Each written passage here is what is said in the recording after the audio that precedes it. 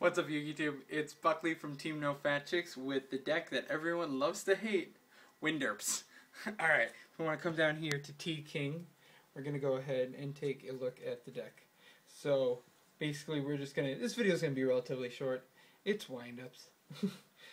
Triple Shark, Triple Rat, Double Magician, which will probably soon be up to third, Triple Rabbit, and then the one thing that no one really ever sees is Triple Soldier. He's the one that I do kind of want to take a minute to talk about because I really like Soldier. He's your Cyber Dragon killer, he's your T-King killer, he's your Georgia armor killer, he's your instant rank 5, which windups are like really the only super competitive deck right now that are able to take full advantage of all the awesome rank 5s that are out there. And it's just it's a beautiful thing. Soldier is he's a solid normal summon play, and he's good combined with Shark. He kind of helps you to not kind of blow your entire load in one go, and then you're just SOL.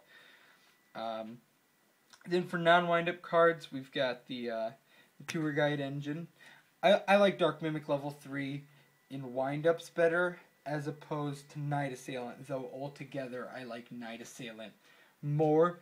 But Mimic is just good when you like get off the draw or you just overlay with him. And then T-King, Elekid. Let's just bring this in for everyone to see. What's good, guys? Elekid. Anyway, okay, those are the monsters. Moving on to the spells and the traps. We got Heavy Storm, Monster Reborn, Dark Hole. Everyone knows how that goes. Single Pot of Duality and a Pot of Avarice for all the pot that you need. A Mind Control, which is actually soon going to be coming out of this deck. It really doesn't serve that huge of a purpose in windups, but it's like a tech thing. And then 2 Factories. Now, why not 3? 3 can be kind of clunky, really, actually. And if you look, like, most windup players, myself included, almost always side them out completely for duel 2 and 3 because everyone's going to be expecting them. And chances are you're going to side into more of, like, your stuff to handle your opponent's deck. So that's why we're doing 2 as opposed to 3. And then for your quick plays, we got 2 MSTs, a Forbidden Lance, and a Book of Moon. Then for traps, we have 2 Bottomless, 2 Fiendish Chain, 2 Torrential, and the Solemn Brigade. I still believe in Fiendish this format, and I know a lot of people really haven't as of late, though granted, with Chris LeBlanc's win of YCS Providence and him main decking 2 and saying that he stood by it completely, I know that's going to change a lot of people's opinion on that. But I've held by it through and through, and I still do. It's wonderful. It's a much more permanent answer than like Effect Veiler, and it's just, I mean, granted it can be MST bait and all of that stuff, but whatever. They blew their MST on one card, and your factory is probably still in the field because of it. So it's all good. Then just a quick look at the extra deck. We have double Zen Mains. Zen Mains is Zen Mains is Zen Mains. It's so good. It's so good. Like, I could see plenty of arguments as to why he's like the best rank 3. Your Zen Mighty at 1. Leviathan Dragon, which really, like, don't look, that's not really bad. It's actually a 10 tempo. Acid Golem. I love Acid Golem. It's a really high skill card to have to play, and it's either like you're going to swarm and finish off with it and kill, or you really you're desperate. Pappy, everyone knows how the You heard it here, guys. Works. Team No Fat Chicks. Desperation is high skill level. Utopia and Utopia Ray, which is actually Shockmaster. It's just the way the camera light is working. It's awful. Maestroke, I love it. I love it. He's probably my favorite rank 4. He's the most versatile. And then Gemnite Pearl for a little bit of beef.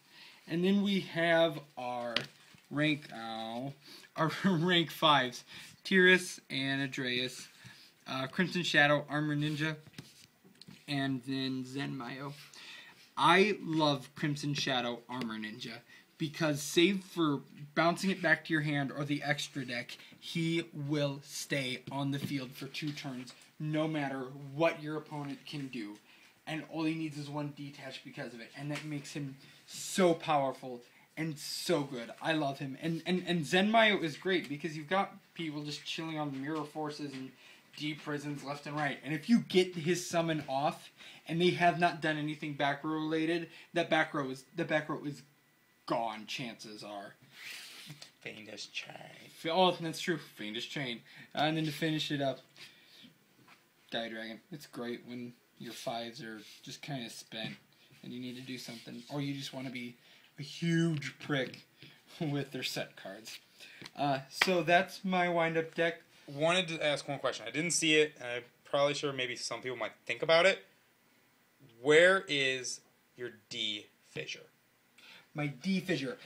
D fissure is one of those things where it would be side deck. I would never main deck something like D fissure or Macrocosmos in any deck unless it was integral to the way the deck ran, and even then I would have to consider it because there's always going to be the decks that's going to be a dead card against, and you want to build your decks to the point where every single card you have is going to be live main decked for as many matchups as humanly possible. Your side deck is where you get into the really specific stuff, not your main deck.